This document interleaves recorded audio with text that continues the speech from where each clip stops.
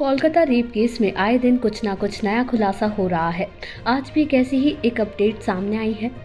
जी हां, कोलकाता के सरकारी अस्पताल में लेडी डॉक्टर से रेप और मर्डर केस में गिरफ्तार आरोपी संजय रॉय ने कई चौंकाने वाले खुलासे किए हैं। पुलिस ने अब जो जानकारी दे दी है उससे तो यही लगता है कि ये बिल्कुल हैवानियत ही थी। उन्होंने बताया कि महिला डॉक्टर को हवस का शिकार बनाने और उसकी जान लेने के बाद रॉय घर गया और वो चैन से सो गया। फिर अगली सुबह उसकी नींद खुली तो सबसे पहले उसने सबूत मिटाने के लिए अपने कपड़े धो लिए। हालांकि कहते हैं ना कि मुजरिम की एक गलती उस पर भारी पड़ जाती है, और संजय रॉय के मामले में भी ये बात सच साबित हुई। उसने खून के सारे निशान तो मिटा दिए, लेकिन एक जगह उससे छूट गई और वही उसका काल बन गई। पुलिस को उसके जूते पर खून के निशान मिले हैं, जिसे उसने सबूत के तौर पर सहेज कर रख लिया है। संजय एक सिविल वॉलंटियर है, जिसे स्थानीय बोली में लोग सिविल पुलिस भी कहते हैं।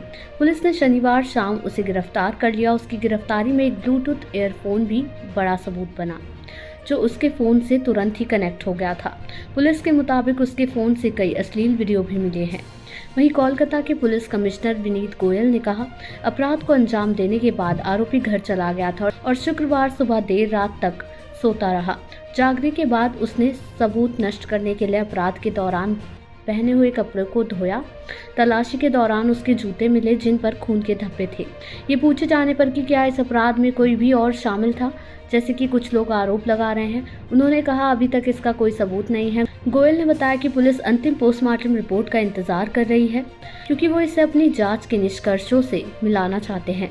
गोयल ने कहा कि पुलिस किसी को छुपाने की कोशिश नहीं कर रही है और जांच पारदर्शी है। उन्होंने कहा वो जल्द ही एक टोल फ्री नंबर शुरू करेंगे, जिस पर लोग सुझाव या शिकायत दर्ज करा सकेंगे।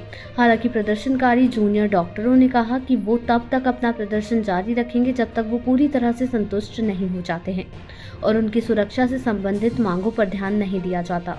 आपको बता दें कि गोयल के साथ बैठक के बाद एक जूनियर डॉक्टर ने बताया कि सभी इमरजेंसी और नॉन इमरजेंसी सेवाओं में काम बंद रहेगा। अब आरोपी कैसे चढ़ा पुलिस की हत्या, आइए ये भी जान लेते हैं।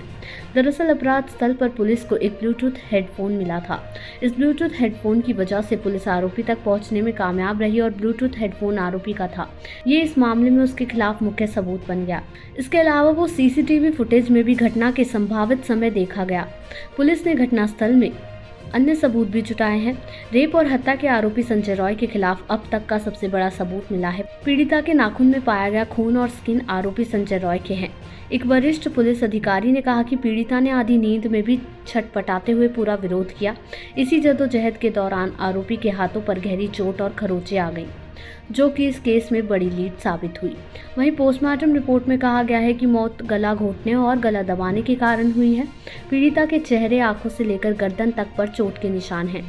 एक अधिकारी ने कहा पीड़िता और आरोपी के एक दूसरे को जानने का कोई सबूत नहीं है, लेकिन उन्होंने कहा इस बात की अभी भी जांच की जा रही है। पुलिस ने आगे कहा कि उन्हें पता चला है कि पीड़िता का कुछ महीने पहले किसी से झगड़ा हुआ था, लेकिन वो शख्स आरोपी संजय ही था। इस बारे में अभी और कुछ नहीं कहा जा सकता है। देश दुनिया की ऐसी ही तमाम खबरों के लिए देखते रहें समय डिजिटल।